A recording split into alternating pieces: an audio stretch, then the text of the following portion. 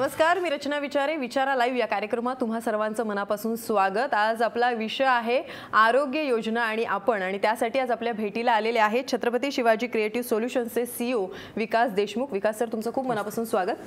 आपण वेगळा विषय घेतलेला आहे, नेमकी कोणती आरोग्य योजना आहे आणि नेमका त्या योजनांचा लाभ पेशंट्सना कसा मिळतो याबद्दल आपल्याला खरं तर आज माहिती जाणून घ्यायची आहे. पण थोडंसं मला प्रेक्षकांशी बोलायचं आहे ते म्हणजे की आपला जसा आजचा विषय आहे आरोग्य योजना आणि आपण, या विषयाच्या अनुषंगाने जर तुमचे काही प्रश्न असतील किंवा जर त्या अनुषंगाने काही समस्याही तुम्हाला याआधी भेडसावल्या असतील तर तुम्ही आम्हाला निश्चितपणे अगदी फोन करू शकता. विकास सर आज आपल्याला या सर्व समस्यांचं निराकरण करणार आहेत.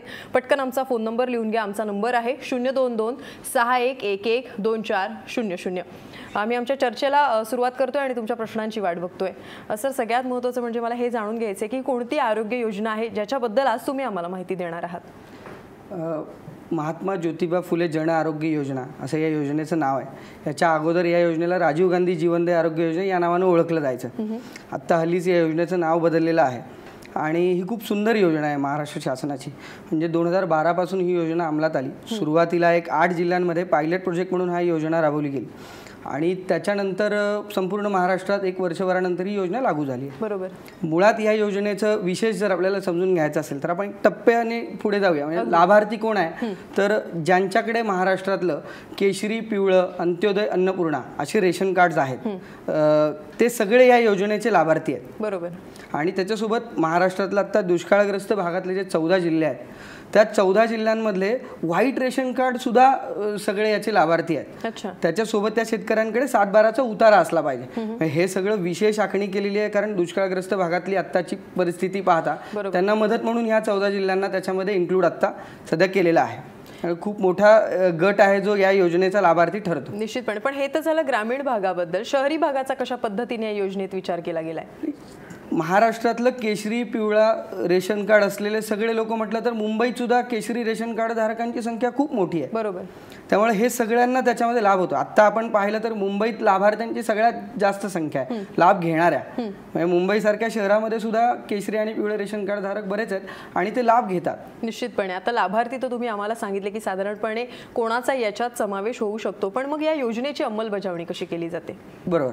आता या योजनेची अंमलबजावणी करत असताना एकूण महाराष्ट्रातले 492 रुग्णालय या योजनेमध्ये समाविष्ट केलेली आहेत. रुग्णालयांचं ज्या वेळेला एम्पॅनलमेंट केलं जातं म्हणजे त्यांना त्या योजनेमध्ये घेतलं जातं, एक खूप शिस्तशीर अशी एक प्रक्रिया आहे. म्हणजे ती पार पाडली जाते. तर रुग्णालयामध्ये किमान 30 बेड असले पाहिजेत, 50 बेड असले पाहिजेत.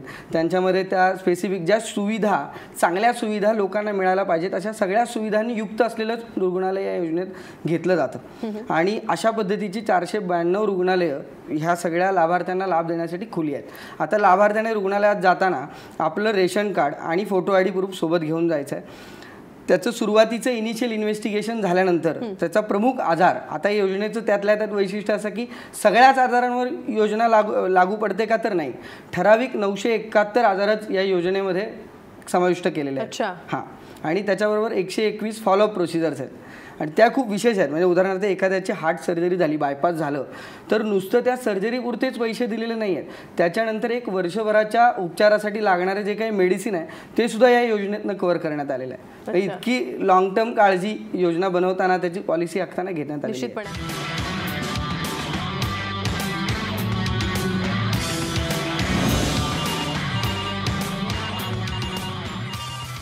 आपण बोलूया, पण एक पहिला फोन घेऊया. पुण्याहून प्रदीप बोलतायत. बोला प्रदीप, प्रश्न विचारा. हा मॅडम, बोला. हे जरी सरकार पातळीवर जरी एवढ्या गोष्टी आपण करताय, म्हणजे सरकार ह्या गोष्टी अंमलात आणतं, परंतु याचा उपयोग जनतेपर्यंत होत नाही. आणि या सरकारी कर्मचारी जे अधिकारी आहेत याची जनजागृती, ह्या विषयाची जनजागृती म्हणून एक सरकारी हॉस्पिटलमध्ये सुद्धा हा विषय लावला पाहिजे जेणेकरून गोरगरीब जनतेला याची माहिती कळेल. आणि जर सरकार या गोष्टी राबवतं परंतु या गोष्टी जनसामान्यापर्यंत पोहोचू शकत नाही, हे दुर्दैव आहे. आणि अशा योजना चांगल्या योजना आहेत पण हे सामान्यपर्यंत पोहोचायला एवढी अपेक्षा.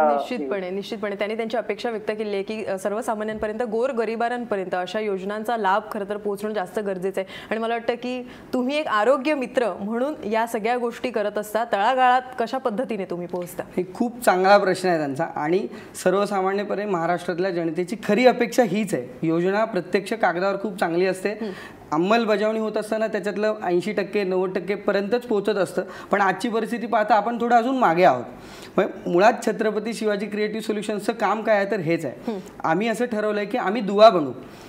प्रत्यक्ष योजना आणि लाभार्थी यांच्यातला दुवा, म्हणजे ज्याला जी मिळायला पाहिजे, ज्याचा लाभ मिळायला पाहिजे त्या योजना त्यांच्यापर्यंत पोहोचतील याच्यातलं. आता आम्ही आरोग्य विषय निवडला आणि ही योजना निवडली कारण माझं काम बऱ्याच वेळ याच योजनेवर ट्रेनर म्हणून झालेलं आहे.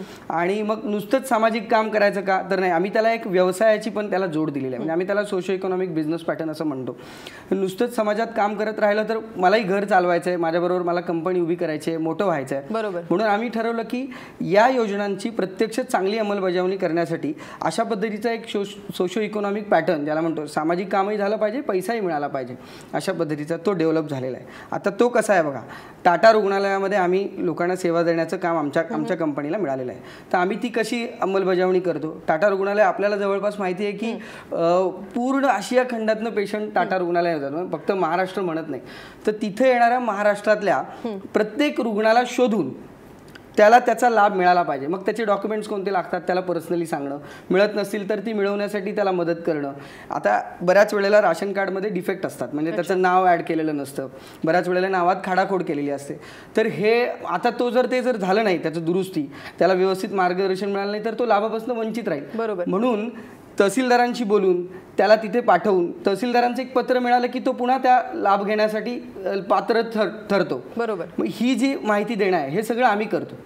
आणि योजना कशी आहे, तुम्ही हॉस्पिटलमध्ये येणार आहात, पूर्ण ट्रीटमेंट मोफत घेणार आहात आणि घरी जाणार आहात. त्याच्यानंतर 10 दिवसांनी हॉस्पिटल त्यांचा क्लेम सबमिट करतं इन्शुरन्स कंपनीला आणि मग 15 दिवसांनी इन्शुरन्स कंपनी त्याचे पैसे हॉस्पिटलला देते. अच्छा, म्हणजे जी किचकट प्रोसेस आहे जी पेशंट्सना खरं आधी करावी लागायची, पेपरचा जो व्यवहार होता तो पूर्णपणे बाजूला राहतो आहे आणि ते सगळं मला वाटतं तुम्ही करता. बरोबर आहे. फक्त सुदैवाने आता आमच्याकडे महाराष्ट्रातले एकूण 10 हॉस्पिटल्स आहेत. आम्ही आमचा प्रयत्न करतोय की काम अधिक वाढेल. टाटा सारख्या रुग्णालयामध्ये सेवा देत असताना खूप आनंद वाटतो की टाटा हे महाराष्ट्रातलं 1 नंबरचं रुग्णालय जिथे सर्वाधिक केसेस केल्या जातात राजीव गांधी योजनेच्या. कारण आम्ही सोडतच नाही. महाराष्ट्रातला पेशंट आहे तर त्याला योजनेचा लाभ मिळाला पाहिजे. महाराष्ट्र शासनानं त्याचा प्रीमियम इन्शुरन्स कंपनीला दिलेला आहे. इन्शुरन्स कंपनीने 1.5 लाख पर्यंतची सेवा त्याला देण्याचं बांधील केलेलं आहे. बरोबर. या पॅटर्न बद्दल अजून मला जाणून घ्यायचं पण बुलढाण्यावरून एक फोन आलाय, बघूया कोण बोलतंय. बोला. हा सर, नमस्कार. बोला. नमस्ते. नमस्कार, बुलढाण्याहून बोलतोय. बोला प्रकाश. हा, सरला प्रश्न आहे माझा. या योजनेमध्ये कोणते कोणते ऑपरेशन्स आणि कोणत्या कोणत्या रुग्णांना याचा फायदा होईल? अच्छा प्रकाशजी, एकूण 30 कॅटेगरीमध्ये म्हणजे 30 प्रमुख आजार आणि त्याच्यामध्ये 971 आजारांची पूर्ण यादी आहे. मग आता मी तुम्हाला मला पाठ असलेलं सांगायचं म्हटलं तर अँजिओप्लास्टी ही या योजनेमध्ये कव्हर होते असं त्यातलं आहे. डायलिसिसची मोफत सुविधा या योजनेमध्ये मिळते. संपूर्ण डायलिसिसचा खर्च शासनामार्फत केला जातो त्या इन्शुरन्समधनं. तर असे काही ठराविक आहेत. तुम्ही www.jivandayi.gov.in या वेबसाईटवर गेलात तर त्याची यादी तुम्हाला तिथे उपलब्ध आहे, ती पाहता येईल. निश्चितपणे. आता आपण जसं बघितलं की आता कुठेतरी गावखेड्यामध्ये सुद्धा लोकांना या योजना कळायला लागलेल्या आहेत, पण एक काळ असा होता की ह्या योजनाच खरं तर कोणापर्यंत पोहोचत नव्हत्या. सगळ्यात मोठं आव्हान होतं का हे की अशा पेशंट्सना एकत्र आणणं आणि त्यांच्यापर्यंत या योजना पोहोचवणं? आम्हाला हे कसं सुचलं तर आम्ही ज्यावेळेला प्रत्यक्ष योजनेवर काम करायचो, KEM सारख्या रुग्णालयामध्ये मी एक 6-7 महिने तिथे राहिलो आहे आणि रुग्णांना लाभ देण्यासाठी प्रयत्न केला आहे. बऱ्याच वेळेला मी असं पाहिलं आहे की ऑपरेशन झालं आहे आणि मग तो येऊन चौकशी करतोय की मग मला कोणत्या योजनेतनं मदत मिळू शकते का. तर या योजनेमध्ये त्याला स्कोप नाही आहे. तुम्हाला जे काही पेपरवर्क करायचं आहे ते सगळं ऑपरेशनच्या आधी करायचं आहे. ते झालं तरच तुम्हाला लाभ मिळणार आहे. एकदा तुमचं ऑपरेशन होऊन गेलं की रिफंडची सिस्टम त्याच्यात नाही आहे. त्यामुळं लाभार्थी हा अवेअर असला पाहिजे योजनेबद्दल किंवा त्या रुग्णालयामध्ये त्याला अवेअर करण्याची सिस्टम असली पाहिजे. निश्चितपणे. आणखीन एक फोन आलाय तो घेऊया. सांगलीहून राम बोलतायत. बोला राम, प्रश्न विचारा. राम, तुम्हाला माझा आवाज ऐकू येतोय? राम, तुमच्या टीव्हीचा आवाज पूर्ण बंद करा आणि तुमचा प्रश्न विचारा प्लीज. Hello madam. बोला.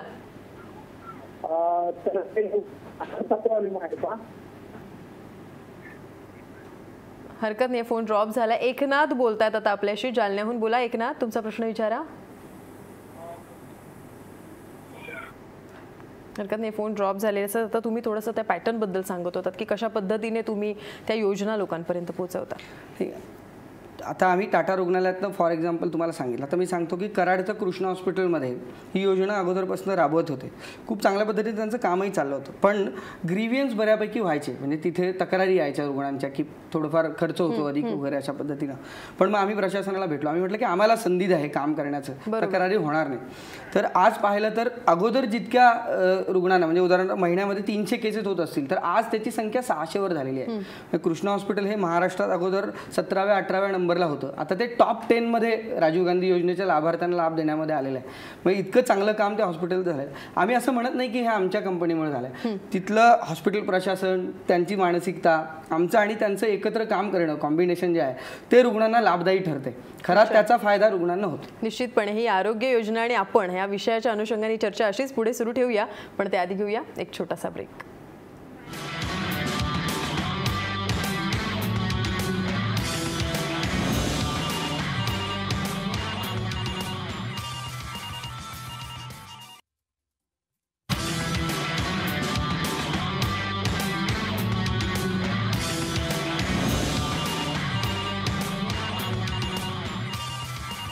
विचारा लाईव्ह मध्ये तुम्हा सर्वांचं पुन्हा एकदा स्वागत. काकडे बोलतायत कल्याणहून. बोला, प्रश्न विचारा. हॅलो, तुम्हाला माझा आवाज ऐकू येतोय? हो, येतो ना. मॅडम येतो. बोला. आमचं राजीव गांधी कार्ड आम्ही काढलं होतं ते हरवलेलं आहे.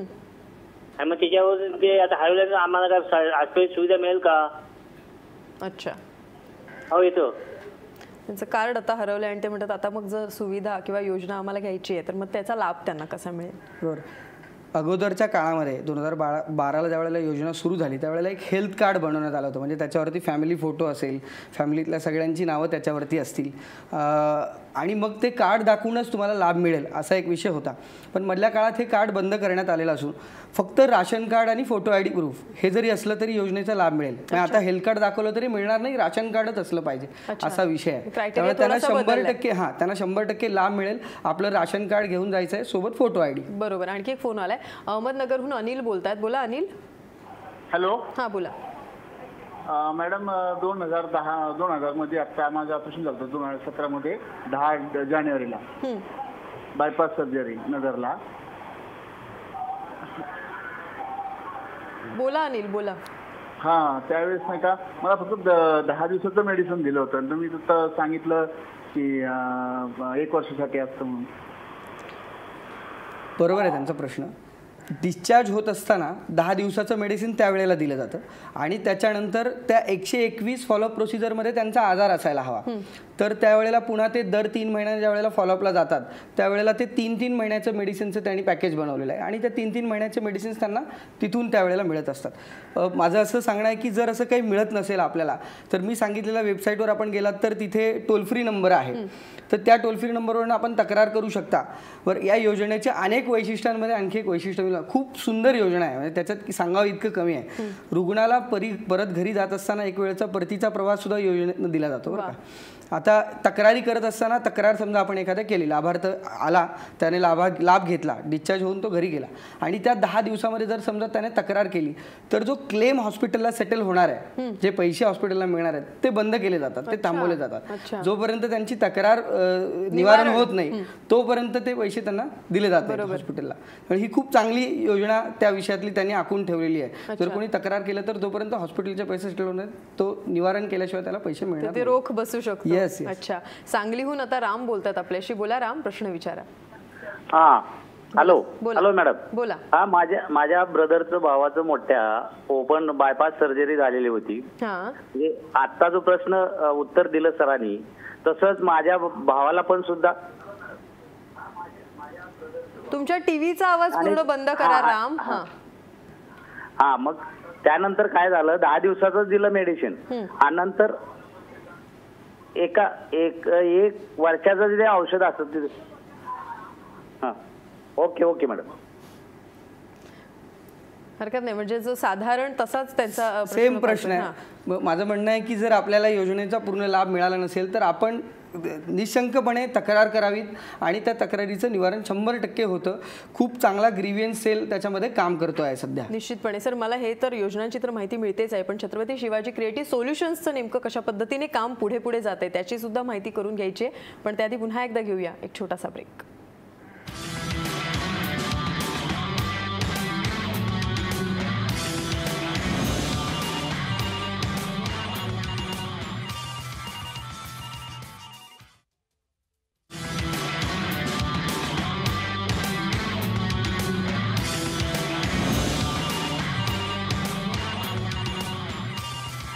विचारालयामध्ये आणखीन एक फोन आलेला आहे, तो म्हणजे राजू बोलतायत नांदेडहून. बोला राजू, प्रश्न विचारा.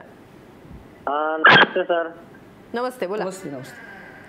सर, ते त्याचा लाभ जे दारिद्र्याच्या खालच्यालाच आहे की दुसऱ्यांना पण आहे सर? मगाशी मी स्पष्टपणे सांगितलं असं की केशरी, पिवळं, अंत्योदय आणि अन्नपूर्णा हे जे राशन कार्ड ज्यांच्याकडे आहेत अशा सगळ्यांना त्याचा लाभ आहे. केशरी राशन कार्ड असेल तर त्यांना सुद्धा त्याचा लाभ मिळणार आहे, हे आपण लक्षात घ्या. निश्चितपणे सर, आता जसं मगाशी आपण छत्रपती शिवाजी क्रिएटिव्ह सोल्युशन्स बद्दल सुद्धा बोलत होतो, कारण योजनांच्या माध्यमातून तुम्ही अनेक पेशंट्सपर्यंत पोहोचता, त्यांचे जे व्यवहार आहेत किंवा त्यांचा जो त्रास आहे तो कुठेतरी कमी करण्याचा तुम्ही सातत्याने प्रयत्न करतात, पण याला एक मोठी टीम लागते. तर ती तुमची टीम कशा पद्धतीने काम करते? आमच्याकडे जवळपास आता 60 जणांची टीम आहे. बरं, आणखी एक 2-3 CS क्रिएटिव्ह सोल्युशनच्या विशेष गोष्टी मी तुम्हाला सांगतो. आमच्याकडे पहिल्या दिवशी जॉईन झालेला कर्मचारी आज तागायत आमच्याकडेच काम करतो. म्हणजे हे एखाद्या संस्थेचं विशेष असू शकतं की तिथे काम करण्याची, त्या मातीत लोक लगेच रुजतात, तिथेच मोठी होतात आणि तिथेच काम करायला सुरुवात करतात. आणि एक एम्प्लॉई आमच्याकडे काम करणारा आमचा सहकर्मचारी आहे, तो 18 तास त्याने एकेका ठिकाणी बसून रुग्णांना सेवा दिलेली आहे, म्हणजे घरी न जाता. कारण काही वेळेला रुग्णांचा फ्लो तितका अधिक असतो. तर अशा पद्धतीनं काम करणारी ज्यावेळेला टीम आपल्याकडे असेल तर 100% तुम्ही यशस्वी होणार किंवा लोकांपर्यंत पोहोचणार हे ठरलेलं आहे. निश्चितपणे. आणखी एक फोन आला, तो घेऊया. गजानन बोलतायत अमरावतीहून. बोला गजानन, प्रश्न विचारा.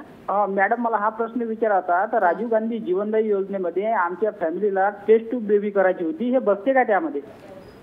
नाही, test tube baby Rajiv Gandhi योजनेमध्ये कव्हर होत नाही बसत त्याच्यात. अच्छा, मला वाटतं लोकांचे असे खूप सारे प्रश्न असतील, पण जेव्हा जेव्हा त्यांना अशा गोष्टींचा लाभ मिळतो तेव्हा त्यांच्या काय प्रतिक्रिया उमटतात? खूप छान रिॲक्शन्स असतात. म्हणजे आम्हाला लोकांनी पेढ्याचे पुढे आणून दिलेले आहेत शस्त्रक्रिया पूर्ण झाल्यानंतर, डिस्चार्ज होत असताना. काही लोकांनी पैसे दिलेले आहेत, आम्ही त्यांना सांगितलेलं आहे की हा त्याचा भाग नाही आहे, मुळात हे आमचं काम आहे आणि हे आम्ही काम पूर्ण केलेलं आहे. बरं, आमच्या कामाचं जे काही आम्ही सर्व्हिसेस दिल्या हॉस्पिटलला त्याचा मोबदला आम्हाला मिळणारच आहे. त्यामुळे ही प्रक्रिया तुम्ही बंद करा. जो तिथे बसलेला माणूस आहे तो त्याचं काम करत असतो, तुम्ही त्याला विशेष काही द्यायची आवश्यकता नाही. आनंद म्हणून पेढा दिला तर चालेल, काय अडचण नाही आहे. अशा पद्धतीचे खूप एक्सपिरियन्स आम्हाला आलेले आहेत. लोक खूप आनंदाने, इतके आनंदी झालेले असतात लाभ मिळाल्यामुळं, तर ते काही नाही, तुम्हाला खायला आणून देतील, मदत करतील, खूप गोष्टी करतात. खरं तर एका अर्थी तुम्ही समाजाचं ऋण फेडताय असंही म्हणायला हरकत नाही, म्हणजे मावगं ठरणार नाही असं मला वाटतंय. पण खूप असे तरुण असतात की ज्यांना अशा सेवेत यायचं असतं, पण मग कुठेतरी व्यवसायाच्या सुद्धा संधी त्यांना खुणावत असतात. मग याच गोष्टीला व्यवसायाच्या रूपाने जर ते पाहत असतील किंवा त्यांना जर तुमच्याशी कनेक्ट व्हायचं असेल तर मग काय करायला लागेल? आमचं स्वागत आहे. म्हणजे असं कोणी येणार असेल तर माझा नंबर जरी तुम्ही लाईव्ह केलात लोकांना तरी सुद्धा चालू शकतो. अशा लोकांना घेऊन आम्ही पुढे खूप मोठं काम उभं करू. मला असं वाटतं की मी एक आर्ट्स ग्रॅज्युएट आहे. तुम्ही विचार कराल की आता माझ्या संस्थेचा किंवा आमच्या कंपनीचा टर्नओव्हर 2 कोटीपर्यंत पोहोचलेला आहे. तर अशा पद्धतीच्या कंपनी सुरू करताना MBAचा अभ्यास केला पाहिजे वगैरे, अशा पद्धतीचं एक आत्ता आपल्या करिअर याच्यामध्ये रूढ झालेलं आहे. पण मला वाटत नाही तसं काही आहे. जर तुमच्याकडे इच्छाशक्ती असेल, तुमचा अभ्यास दांडगा असेल एखाद्या विषयाचा, एखाद्या स्कीमचा, तुम्ही जर वाहून घेतलं तर त्याच्यातनं तुम्हाला अनेक गोष्टी करता येतात. ही आमचं काम हे त्याच पद्धतीचं काम आहे. निश्चितपणे. मग अशी तुम्ही टाटा हॉस्पिटलचा उल्लेख केला, तर अशा कोणकोणत्या मुंबईतल्या हॉस्पिटलशी तुम्ही संलग्न आहात आणि महाराष्ट्रातल्या सुद्धा? आत्ता आमच्याकडे टाटा रुग्णालय, वाडिया रुग्णालय, लालबागचा राजा डायलिसिस सेंटर, ज्युपिटर रुग्णालय, त्याच्यानंतर पश्चिम महाराष्ट्रामध्ये कृष्णा हॉस्पिटल, असे सगळे हॉस्पिटल्स आमच्याकडे आहेत. आत्ता आनंदाची गोष्ट अशी की मुंबई महानगरपालिकेनेही त्यांच्या जे काही 14 हॉस्पिटल्स आहेत त्याच्या संदर्भातलं एक टेंडर काढलं होतं. आम्ही त्याच्यात सहभागी झालो होतो. आत्ता आम्ही त्याच्यात L1 आलो आहोत. ती प्रक्रियाही सुरू आहे आणि त्याचंही काम आम्हाला आनंदाने करता येईल. निश्चितपणे. आमच्या सुद्धा तुम्हाला खूप खूप शुभेच्छा आहेत, कारण अशाच आरोग्य योजनांचा लाभ नक्की तळागाळातल्या सामान्यांपर्यंत कसा पोहोचवता येईल हेच तुमच्याकडून आम्हाला शिकायला मिळालं. तर आणखीन काय हवं. थँक्स, तुम्ही इथे आलात आणि एवढी छान माहिती आम्हाला दिली. धन्यवाद. आपल्याला मात्र विचारायला या कार्यक्रमात आता इथेच थांबायचे, पण उद्या पुन्हा भेटायचं आहे नव्या विषयासोबत, नव्या पाहुण्यांसोबत. सध्या मात्र इथेच थांबूया. नमस्कार.